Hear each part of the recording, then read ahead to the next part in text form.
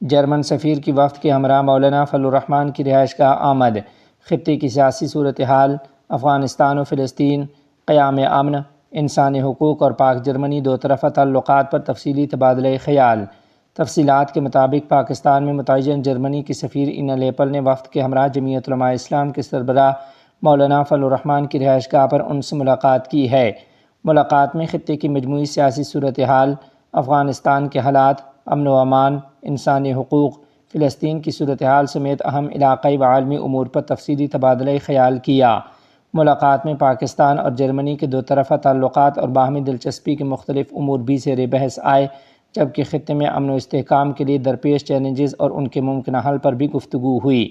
German سفیر اور وفد نے مختلف علاقائی و سیاسی معاملات پر جمعیت علماء اسلام کے موقف کو تفصیل سے سنا اور اس کے موقف کی تحسین کی۔ جرمن وفد نے بالخصوص قیام امن، آئین کے تحفظ، جمہوری اقدار اور انسانی حقوق کے لیے جمعیت علماء اسلام کی جدوجہد کو سراہا۔ مولانا فضل الرحمان نے ملاقات کے دوران افغانستان اور ارض مقدس میں انسانی حقوق کی صورتحال سے جرمن وفد کو آگاہ کیا۔